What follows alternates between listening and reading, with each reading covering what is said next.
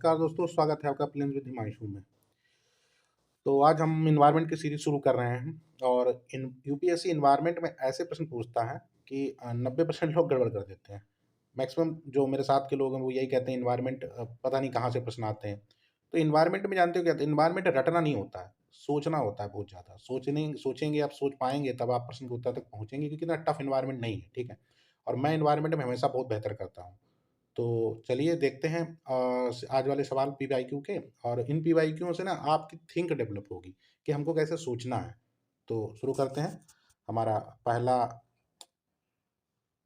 प्रश्न है कि कई उपभोक्ताओं कई उपभोक्ता उत्पादों के निर्माण के लिए प्रयुक्त होने वाले परफ्लोरोएल्की और पॉलीफ्लोरोएल्की पदार्थों के संदर्भ में निम्नलिखित कथनों पर विचार कीजिए।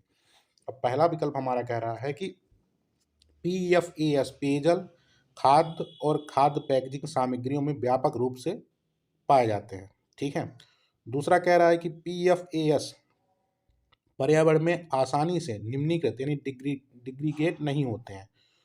तीसरा कह रहा है पीएफएस को के लगातार संपर्क के परिणाम स्वरूप जंतुओं के शरीर में जैव संचय हो सकता है। उपयुक्त में से कौन सा या से कथन सही है।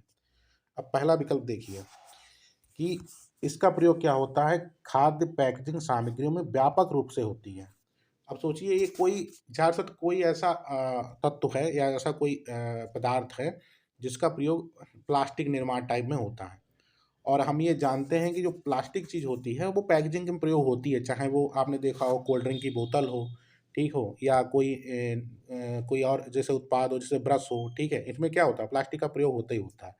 तो ये खाद्य सामग्री पैकेजिंग में पाया जाता है, तो इसमें कोई ऐसी नई बात नहीं है।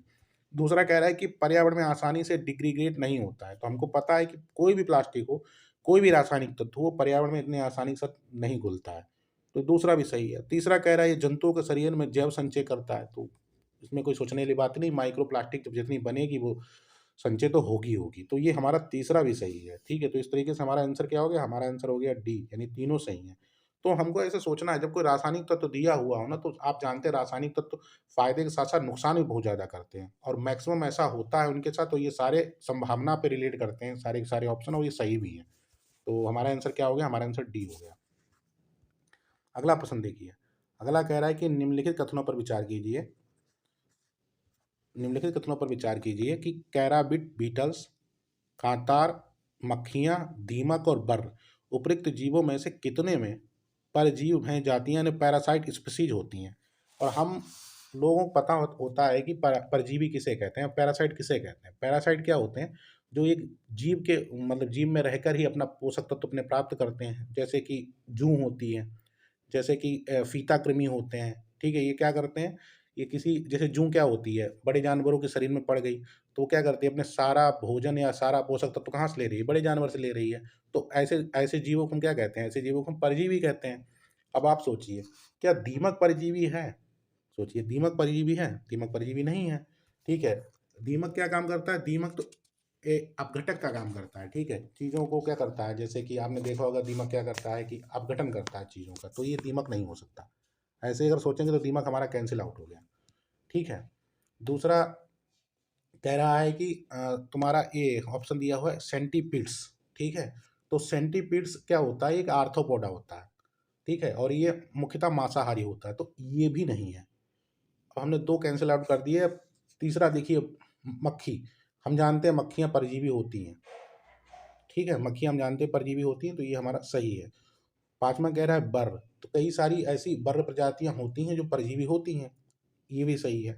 और कैराविट्स बीटल भी परजीवी होता है, लेकिन हमको ये पता है ये और ये नहीं होता है। तो दो हमारे कैंसिल आउट हो गए, तो हमारा आंसर क्या हो जाएगा, हमारा आंसर बी हो जाएगा, यानी केवल तीन आंसर हो जाएगा। चलिए आगे बढ़ते हैं। अगला प्रश्न देखिए। अगला प्रश्न कह रहा है कि निम्नलिखित पौधों पर विचार कीजिए। मूंगफली, कुल्थी यानी हार्स ग्राम जिसे हम चना भी कहते हैं, सोयाबीन उपयुक्त में से कितने मटर कुल के हैं, ठीक है। मटर कुल फैमिली के कितने हैं। तो मटर कुल क्या होता है, लिग्यूमिनेस होता है, मटर परिवार होता है। और इसमें क्या होता है, द्विबीजपत्री या पौधे होते हैं। और इसके अंदर जो जड़ होती है मटरों के, मटर की जो या जो भी ये दलहन जो भी होते हैं पदार्थ, इनके जड़ों के अंदर एक राइजोबियम पाया जाता है, जो नाइट्रोजन का क्या करता है, अवशोषण करता है और पौधे को नाइट्रोजन देता है। तो ये इनकी विशेषताएं होती हैं। और मटर कुल में क्या आता है, मटर कुल में मूंगफली भी आता है, कुल्थी यानी हॉर्स ग्राम भी आता है, सोयाबीन भी आता है, चना भी आता है, अल्फा अल्फा भी आता है, बीन्स कई तरीके की आती हैं। तो ये सारे मटर कुल के हैं और हमारा आंसर क्या हो गया, हमारा आंसर सी हो गया। ठीक है, तो हमको ऐसे सोचना है कि क्या हम, जैसे आप सपोज करिए हम मूंगफली, दाल, सोयाबीन, ये सारी चीज़ें देखते हैं लगभग एक ही जैसी दिखने में लगती हैं और उनका लगभग प्रोटीन भी तीनों में बहुत अच्छा होता है। सोयाबीन में लगभग 46% के आसपास प्रोटीन होता है। तो ये तीनों के तीनों क्या हैं, दालें। हमको ऐसा सोचना होगा, ब्रॉड सोचना होगा, तभी हम अपने प्रश्न के उत्तर तक पहुँचेंगे। अब ये वाला प्रश्न तो आयोग ने डिलीट कर दिया था, तो जब डिलीट कर दिया तो मैं इस पे चर्चा नहीं करूँगा मैं। ठीक है, आगे बढ़ते हैं। अगला ये उस साल करंट अफेयर की चर्चा में था। अब इस प्रश्न को देखिए। ये प्रश्न कह रहा है कि जीव सिकाडा, मंडूक फुदुक यानी फ्रॉग हॉपर, ताल बिसर्पी यानी पॉड स्केटर क्या है? अब देखिए, अगर इस प्रश्न को हम सोचे ना तो हमको समझ नहीं आ रहा है क्या है। लेकिन जरा इस शब्द को देखो, हॉपर। हॉपर शब्द को देखो। हमने एक पढ़ा होगा, एक जीव बोलते हैं ग्रॉस हॉपर, घास को खाने वाला। तो हम लोग आम बोलचाल में से क्या कहते हैं, टिड्डी कहते हैं। अब टिड्डी क्या है सोचो। टिड्डी क्या है, टिड्डी क्या है, कीट है टिड्डी। टिड्डी एक क्या है, कीट है। हमारा आंसर सी हो गया। अगर हम इस हॉपर को शब्द को पकड़ लेते ना, कि हॉपर शब्द को अगर हम पकड़ लेते तो हम अपने आंसर तक पहुंच जाते, ग्रास हॉपर। और हॉपर को हम जान ही रहे हैं, टिड्डी टिड्डी बोलते हैं, और ये उसी से निकला, ये शब्द उसी तरीके का है।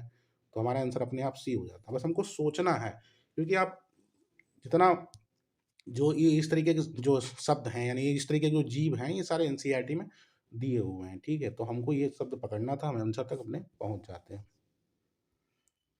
अगला देखिए। अगला कह रहा है कि निम्नलिखित कथनों पर विचार कीजिए।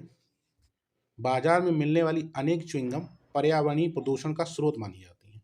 दूसरा कह रहा है अनेक च्युइंगमों में गोंद यानी गम बेस के रूप में प्लास्टिक होता है। उपयुक्त में से के कथनों में संबंध में निम्नलिखित में से कौन सा सही है? अब आप देखिए, बाजार में मिलने वाली च्युइंगम पर्यावरणीय प्रदूषण होता है। अब आप कॉमन सेंस से सोचिए, जो हम च्युइंगम खाते हैं, हम उसको कितना भी चबाने के बाद जो मीठा रस रहता है वो निकाल निकल जाता है, फिर एक समय बाद वो टेस्ट उसका खराब हो जाता है, और हम क्या करते हैं, थूक देते हैं। थूक देते हैं तो आप देखिए, क्या कभी वो हमने देखा डिग्रेडेड होती है? नहीं होती, बहुत स्लो प्रोसेस है उसकी। यानी वो एक तरीके से प्रदूषण का ही काम कर रही है। तो ये तो पर्यावरणीय प्रदूषण हो गई, एकदम सही बात है। दूसरा कह रहा है कि अनेक गमों के गोंद में प्लास्टिक का प्रयोग होता है। तो ये सही बात है कि ये गम बेस होती है और वास्तव में इसमें पॉलीविनाइल एसिड पाया जाता है, जो एक प्लास्टिक के रूप में होता है। उसका निपटान जो होता है बायोडिग्रेडेबल नहीं होता है, बहुत कठिन होता है। तो ये भी सही है, यानी एक सही है और इसकी ये व्याख्या भी कर रहा है। तो उसका आंसर क्या हो गया, ये हो गया। हमको ऐसा सोचना है ना, हमारे देखिए, अब ये कहीं किताब में तो नहीं होगा, हमारे आम बोलचाल में ही है। हम अपने जीवन, जो हमारी दिनचर्या है, उसी में सारी चीज़ शामिल है। बस हमको सोचना है कि ऐसा होता है कि नहीं होता। सोच थोड़ी बड़ी रखनी होगी, क्योंकि सीमित नहीं रखना, पता नहीं होता होगा कि नहीं होता होगा। क्योंकि इतनी बड़ी मतलब सृष्टि, दुनिया है इतनी बड़ी, तो वहाँ तो कुछ ना कुछ तो हो ही रहा होगा। तो हमको ऐसे ही सोचना है, तो हम अपने आंसर तक पहुँच जाएँगे, ठीक है? अब इस प्रश्न को देखिए, कह रहा है कि निम्नलिखित कथनों पर विचार कीजिए। ब्राज़ील में कह रहा देश है, और एक तरफ कह रहा है अपने प्राकृतिक आवास में पाए जाने वाले जंतु हैं। तो ब्राज़ील में कह रहा है इंड्री पाया जाता है, इंडोनेशिया में कह रहा है यल्क पाया जाता है, और मेडागास्कर में बोनोबो पाया जाता है। ठीक है, तो ये जो जीव हैं, ये प्रश्न मतलब उस तरीके का है, इसमें कोई ट्रिक्स ऐसा कुछ नहीं है, और ऐसा हम सोच भी नहीं सकते हैं। तो ये क्या है, जो बोनोबो ये है, ये डीआरसी, जिसको नहीं बोलते हैं डीआरसी, लोकतांत्रिक गणराज्य कांगो, तो ये कांगो में पाया जाता है, ठीक है। और एल्क जो है, ये नॉर्थ अमेरिका वगैरह मध्य एशियाई ऊंचे पहाड़ों पर पाया जाता है। और जो आपका इंड्री है, ये मेडागास्कर में पाया जाता है, ठीक है। तो ये जीव हैं और इस तरीके के ये रहते हैं, कई बार पूछता है, तो ये हम तो पढ़ ही के कर पाएंगे। तो ये हमारा इसका आंसर मतलब क्या हो जाएगा, हमारा आंसर हो जाएगा डी, यानी कोई भी सही नहीं है। ठीक है, आंसर डी हो जाएगा।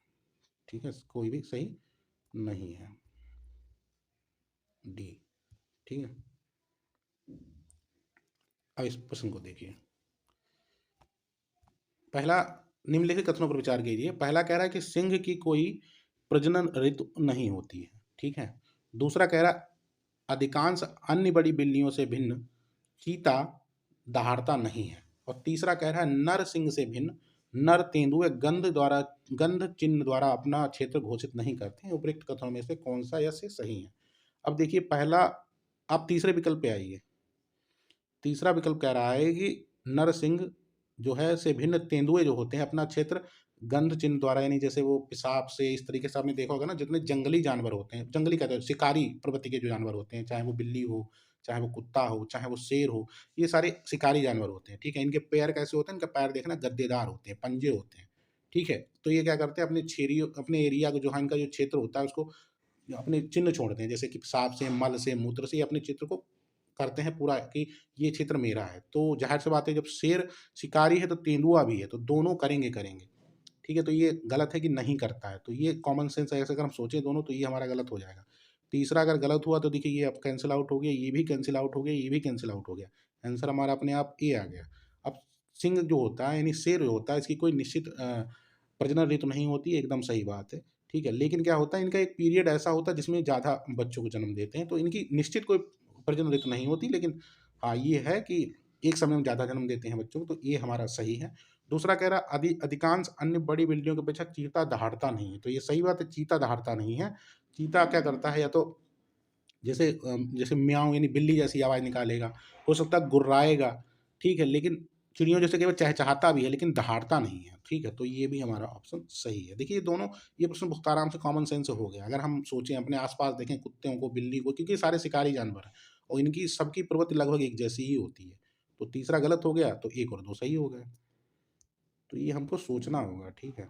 ये कॉमन सेंस से भी हल हो जाएँगे। अगला प्रश्न देखिए, कह रहा है कि निम्नलिखित में से कौन-सा वृक्ष ऐसे कीट के साथ एक अद्वितीय संबंध को दर्शाता है, जो इस वृक्ष के साथ सह-विकसित हुआ है और वह एकमात्र कीट है जो इस पेड़ को परागित कर सकता है, ठीक है? अब आप ये जानते हैं एनसीईआरटी से सीधा-सीधा सवाल है, ठीक है? तो ये ऑप्शन दिया है अंजीर, महुआ, चंदन, सेमल। तो अंजीर को हम लोग फिग भी कहते हैं। तो अंजीर ऐसा होता है ना कि अंजीर को जो परागित करता है ना ये जो प्रोसेस में होता है तो एक कीट होती है, एक बर्र होती है जिसमें ततैया अनोखा टाइप का होता है। एनसीईआरटी की बुक देखेंगे उसमें फ़ोटो बहुत अच्छे से बना है, मैं लगाना भूल गया, नहीं लगा देता।